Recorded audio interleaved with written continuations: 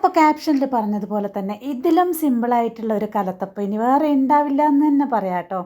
അപ്പോൾ വീട്ടിലുള്ള ദോശമാവ് വെച്ചിട്ടാണ് നമ്മളിത് ഉണ്ടാക്കിയെന്ന് പറയുമ്പോൾ നിങ്ങൾ ആലോചിച്ച് നോക്കുക, എത്ര സിമ്പിളാണ്. നമ്മൾ നീർദോശയുടെ മാവ് വെച്ചിട്ടാണ് കേട്ടോ. അതും 2-3 ദിവസം മുമ്പ് ബാക്കി വന്ന് ഫ്രിഡ്ജിലുണ്ടായിരുന്ന ദോശമാവ് വെച്ചിട്ടാണ് കേട്ടോ. അപ്പോൾ നോക്കൂ, ഇത്രയും ആരെടുത്തിട്ടുള്ള കലത്തപ്പത്തിൻ്റെ പ്രത്യേകത എന്ന് പറയുന്നത് തന്നെ ഈ ഒരു ടെക്സ്ചറാണല്ലേ. ടേസ്റ്റും ഈ ഒരു ടെക്സ്ചറും രണ്ടും ഒത്ത് വന്നു കഴിഞ്ഞാലേ കലത്തപ്പം ശരിയാവുള്ളൂ. വെറും ടേസ്റ്റ് ഉണ്ടെന്ന് പറഞ്ഞിട്ട് കാര്യമില്ല, ഈ ഒരു ടെക്സ്ചറും കൂടി വേണം അല്ലേ. അപ്പോൾ അത് ഞാൻ എങ്ങനെ ഉണ്ടാക്കി നമുക്കൊന്ന് കണ്ടു നോക്കിയാലോ. അപ്പോൾ അതിന് വേണ്ടിയിട്ട് ഞാനിത് ഒരു 3 ദിവസം മുമ്പത്തെ നീർദോശയുടെ മാവായിരുന്നു കേട്ടോ, ഫ്രിഡ്ജിൽ ബാക്കി ഉണ്ടായിരുന്നതാണേ. അപ്പോൾ ഇതിനു മുമ്പ് ഞാനിത് ഉണ്ടാക്കിയൊരു വീഡിയോ ഷോർട്ടായിട്ട് ഇട്ടിട്ടുണ്ടായിരുന്നു. അപ്പോൾ അത് ലോങ് ആയിട്ട് ഞാൻ ഇന്ന് ഡീറ്റെയിൽ ആയിട്ട് ഇടാമെന്ന് വിചാരിച്ചു. അപ്പോൾ ഇതൊരു 3 ദിവസം മുമ്പത്തെ ആയതുകൊണ്ട് തന്നെ ഫ്രിഡ്ജിൽ വെച്ചിരുന്നിട്ട് അതിൻ്റെ മേലെ വെള്ളമൊക്കെ തെളിഞ്ഞ് വന്നിട്ടുണ്ടായിരുന്നു. നീർദോശയുടെ മാവ് എല്ലാവർക്കും അറിയാം, നല്ല ലൂസായിട്ടുള്ള ബാറ്ററാണല്ലേ. അപ്പോൾ അത് ഫ്രിഡ്ജിൽ ഇങ്ങനെ വെച്ചപ്പോഴേക്കും അതിൻ്റെ മേലെ വെള്ളമൊക്കെ തെളിഞ്ഞ് വന്നിട്ട് അത് ഞാൻ ഊറ്റിയെടുത്ത് മാറ്റി വെച്ചതാണ് കേട്ടോ. കാരണം നമുക്ക് ശർക്കര പാനി ഒഴിച്ചു കൊടുക്കേണ്ടതാണ്. അപ്പോൾ നീർദോശയുടെ അതേ മാവ് അതേ ലൂസിൽ തന്നെയാണ് നമുക്ക് ഇതിനും വേണ്ടുന്നത്. അപ്പോൾ അതുകൊണ്ട് തന്നെ ആ വെള്ളം ഊറ്റി കളഞ്ഞിട്ട് ശർക്കര പാനിയാണ് കേട്ടോ നമുക്ക് ഇനി ഒഴിച്ചു കൊടുക്കേണ്ടത്. അപ്പോൾ അതിന് വേണ്ടിയിട്ട് ഞാൻ 2 അച്ച് ശർക്കര എടുത്തിട്ട് ഒന്ന് പൊടിച്ചിട്ട് 1/4 കപ്പ് വെള്ളം എടുത്തിട്ടാണ് ഉരുക്കാൻ വെച്ചിരിക്കുന്നത് കേട്ടോ. അപ്പോൾ നമുക്കത് ജസ്റ്റ് ഒന്ന് ഉരുക്കി കിട്ടിയാൽ മതി. എന്നിട്ട് ചൂടോടുകൂടി നമുക്ക് ആ ബാറ്ററിനകത്തോട്ട് ഒഴിക്കാനാണ് കേട്ടോ. അപ്പോൾ അത് അവിടെ നിന്ന് ഉരുകുന്ന സമയം കൊണ്ട് തന്നെ നമുക്ക് പെട്ടെന്ന് ബാക്കി കാര്യങ്ങളും കൂടെ ചെയ്യാം. അപ്പോൾ അതിന് വേണ്ടിയിട്ട് ഞാൻ ഈ പാത്രത്തിൽ തന്നെയാണ് ഉണ്ടാക്കുന്നത്. അപ്പോൾ അതിന് വേണ്ടിയിട്ട് ഞാൻ 1 ടേബിൾ സ്പൂൺ നെയ്യ് ഒഴിച്ചിട്ടുണ്ട്. നെയ്യ് നമുക്ക് ഇഷ്ടമുള്ളത്ര ഒഴിച്ച് കൊടുക്കാം. ഇനി ഒരു 1.5 ടേബിൾ സ്പൂൺ ഉണ്ടാവും നമ്മുടെ ചെറിയ ഉള്ളി അരിഞ്ഞതും, അതേപോലെ തന്നെ ഒരു 1.5 ടേബിൾ സ്പൂൺ നമ്മുടെ തേങ്ങാക്കൊത്തും. അപ്പോൾ അത്രയും മാവുള്ളൂ, അതുകൊണ്ട് പിന്നെ നമുക്ക് ഇത്രയും മതിയാവും. അപ്പോൾ അതൊന്ന് ഗോൾഡൻ ബ്രൗൺ നിറാവുന്നത് മൂപ്പിച്ചെടുക്കുക. സാധാരണ പ്രൊസീജിയർ തന്നെയാണ്, നമ്മുടെ ബാറ്റർ മാത്രമേ വ്യത്യാസമുള്ളൂ കേട്ടോ. അപ്പോൾ ഇത് നമ്മുടെ ഉള്ളിയും തേങ്ങയും കൂടെ അവിടുന്ന് മൂക്കുന്ന സമയം കൊണ്ട് തന്നെ പൊടിച്ചിട്ടിട്ട് ആക്കിയത് കൊണ്ട് തന്നെ നമ്മുടെ ശർക്കര പെട്ടെന്ന് അലിഞ്ഞ് തിളച്ച് വന്നു. ജസ്റ്റ് തിളച്ചാൽ മതി. നമുക്കിനി ഇത് അരിച്ചിട്ട് നേരെ നമ്മുടെ ബാറ്ററിലേക്ക് ഈ തിളക്കുന്ന ചൂടോടുകൂടി തന്നെ ഒഴിച്ച് കൊടുക്കുക. എന്നിട്ട് നന്നായി മിക്സ് ചെയ്തെടുക്കണം കേട്ടോ. പെട്ടെന്ന് തന്നെ മിക്സ് ചെയ്തെടുക്കണം. അപ്പോൾ എല്ലാ പ്രൊസീജിയറും പെട്ടെന്ന് തന്നെ നമുക്ക് ചെയ്തെടുക്കുക. അതുകൊണ്ട് തന്നെ പെട്ടെന്നായി കിട്ടുകയും ചെയ്യും കേട്ടോ ഈ കലത്തപ്പം. അപ്പോൾ അതിനിടയിൽ എൻ്റെ ക്യാമറ ഒന്ന് വീഴാൻ പോയി, അതായിരുന്നു സംഭവിച്ചത്. അപ്പോൾ ഇത് നമ്മുടെ ശർക്കര പാനി ഞാൻ തിളക്കുന്ന ചൂടോടുകൂടി തന്നെ ആ ബാറ്ററിനകത്തേക്ക് ഒഴിച്ച് മിക്സ് ചെയ്തു കേട്ടോ. അപ്പോൾ നമുക്കിപ്പം ബാറ്ററിൻ്റെ കൺസിസ്റ്റൻസി കറക്റ്റായി കിട്ടിയിട്ടുണ്ട്. അപ്പോൾ അതുകൊണ്ടാണ് ആദ്യം തന്നെ ഇതിലുണ്ടായിരുന്ന ഊറി വന്ന വെള്ളം ഞാൻ മാറ്റിക്കളഞ്ഞത് കേട്ടോ. അപ്പോൾ ഇനിയിപ്പോൾ നമ്മുടെ ഇവിടുന്ന് ഉള്ളിയും തേങ്ങയും കൂടെ മൂക്കുന്നുണ്ട്. അപ്പോൾ നല്ല ബ്രൗൺ നിറാകുമ്പോഴേക്കും നമുക്കത് ഇതിനകത്തേക്ക് നമ്മുടെ ബാറ്റർ ഒഴിച്ച് കൊടുക്കണം. അപ്പോൾ പടക്കം പൊട്ടുന്ന സൗണ്ടാണ് കേൾക്കുന്നത്, ഡിസ്റ്റർബൻസ് ഉണ്ടാവും, ക്ഷമിക്കണം കേട്ടോ.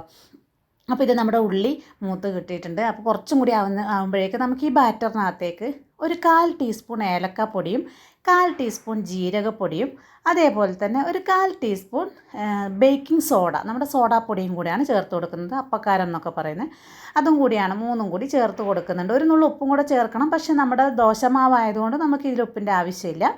അപ്പോൾ അതും കൂടെ ചേർത്ത് നന്നായിട്ട് മിക്സ് ചെയ്തെടുക്കുക. അപ്പോൾ ഇത് മിക്സ് ചെയ്തെടുക്കുമ്പോഴേക്കും നമ്മുടെ ഉള്ളി ഇവിടെ ബ്രൗൺ നിറായിട്ടുണ്ട്, ഉള്ളിയും തേങ്ങാക്കൊത്തും ബ്രൗൺ നിറായിട്ടുണ്ട്. അപ്പോൾ ഇനി ഇതിനകത്ത് ഞാനൊരു ഇത്തിരി മാത്രം മാറ്റി വെക്കുന്നുണ്ട്, നമുക്ക് മേലെ ഒന്ന് തൂവി കൊടുക്കുക. അപ്പോൾ ഒരു ഭംഗി ഉണ്ടാവാൻ വേണ്ടിയിട്ട് മാത്രമാണ് കേട്ടോ. അപ്പോൾ ഇത് ഒരു സ്പൂൺ മാത്രം ഞാൻ മാറ്റി വെച്ചിട്ട് ബാക്കി അങ്ങനെ തന്നെ അതിനകത്തുണ്ട്. ഇനി നമുക്ക് ഇതിനകത്തേക്ക് നമ്മുടെ ബാറ്റർ പെട്ടെന്ന് അങ്ങോട്ട് ഒഴിച്ചു കൊടുക്കുക. നന്നായി ഇളക്കിയിട്ട് തന്നെ ഒഴിച്ചു കൊടുക്കണം, കാരണം കട്ട കെട്ടാതിരിക്കാൻ വേണ്ടിയിട്ട്. അപ്പോൾ ഇത് ഇളക്കി അതിനകത്ത് ചൂടോടുകൂടി ഒഴിച്ചു കൊടുത്തു. ഇനിയിപ്പോൾ നമ്മൾ നേരത്തെ മാറ്റി വെച്ച ഒരു സ്പൂണ് തേങ്ങാക്കൊത്തും ഉള്ളിയും കൂടി ഉണ്ടായിരുന്നല്ലോ, അത് മേലെ ഒന്ന് ഇട്ട് കൊടുത്തിട്ട് ഒരു നല്ലൊരു ഭംഗിക്ക് വേണ്ടിയിട്ടാണ് അത് ഇട്ട് കൊടുത്തിട്ട് നമുക്ക് ഞാൻ തീ നല്ല ഹൈയിൽ വെച്ചു. ഇനി ഒരു തവ വെച്ച് കൊടുത്തിട്ട് അതിൻ്റെ മേലെയാണ് നമ്മുടെ ഈ ബാറ്റർ ഒഴിച്ച് നമ്മുടെ തവ വെച്ച് കൊടുത്തിരിക്കുന്നത് കേട്ടോ. അപ്പം ഡയറക്റ്റ് തീയിൽ വെച്ച് കഴിഞ്ഞാൽ കരിഞ്ഞു പോകും, അതുകൊണ്ടാണ് അടിയിലൊരു തവ വെച്ചിരിക്കുന്നത്. പഴയൊരു മീൻ ഒക്കെ ഫ്രൈ ചെയ്യുന്ന തവയാണ് കേട്ടോ. എന്നിട്ട് ഇത് ആദ്യത്തെ 2 മിനിറ്റ് നല്ല ഹൈ ഫ്ലെയിമിൽ തന്നെ ഇട്ടിട്ടുണ്ട്. ആ 2 മിനിറ്റ് കഴിഞ്ഞ ഉടനെ നമുക്കിത് ഏറ്റവും ചെറിയ തീയിലാക്കി വെക്കണം കേട്ടോ. അപ്പോൾ ബാക്കിയുള്ള ഒരു 8 മിനിറ്റ് ഇത് ഏറ്റവും ചെറിയ തീയിലാണ് വേവിക്കുന്നത്. അപ്പോൾ ആദ്യത്തെ 2 മിനിറ്റ് ഹൈ ഫ്ലെയിമിലും ബാക്കി ഒരു 8 മിനിറ്റ് ലോ ഫ്ലെയിമിലും ഇങ്ങനെ വേവിച്ചെടുത്ത് ഒരു 10 മിനിറ്റ് കൊണ്ട് നമ്മുടെ കലത്തപ്പം റെഡിയാവും കേട്ടോ. അപ്പോൾ ഇതേ 10 മിനിറ്റ് ആയിട്ടുണ്ട്. നമ്മുടെ കലത്തപ്പമൊക്കെ അടിപൊളിയായിട്ട് പൊങ്ങി വന്നിട്ടുണ്ട്. കാണുമ്പോൾ തന്നെ മനസ്സിലാവുന്നുണ്ടാവും, നല്ല അസലായിട്ട് പൊങ്ങി വന്നിട്ടുണ്ട് കേട്ടോ. ബാക്കി വന്ന ദോശമാവ് കൊണ്ട് ഇത്രയും നല്ല രീതിയിൽ കലത്തപ്പം ഉണ്ടാക്കാൻ പറ്റുമെങ്കിൽ എത്ര എളുപ്പമല്ലേ. അപ്പം ഞാനിത് മുമ്പ് ഇത് വെറുതെ ഒന്നിങ്ങനെ ബാക്കിയിരുന്ന മാവ് കൊണ്ട് എന്ത് ചെയ്യുന്ന ആലോചിച്ച് അങ്ങനെ ഒന്ന് പരീക്ഷിച്ച് നോക്കിയതാണ്. അപ്പോൾ സംഭവം അടിപൊളിയായതിന് ശേഷം ഞാൻ പിന്നെ എപ്പോഴും ഇങ്ങനെയാണ് കേട്ടോ. നീർദോശയുടെ മാവ് ബാക്കി വന്നാൽ ഞാൻ ഇങ്ങനെയാണ് ഇപ്പം ചെയ്യുന്നത്.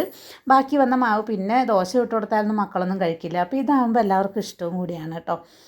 അപ്പോൾ ഇതേ നമ്മുടെ കലത്തപ്പം അടിപൊളിയായിട്ട് റെഡി ആയിട്ടുണ്ട്. നല്ലോണം പൊങ്ങി വന്നിട്ടുണ്ട്. നല്ല പഞ്ഞി പോലത്തെ കലത്തപ്പമാണ്. അപ്പം ഒരു 5 മിനിറ്റും കൂടെ നമ്മൾ തീ ഓഫ് ചെയ്തിട്ടുണ്ട്.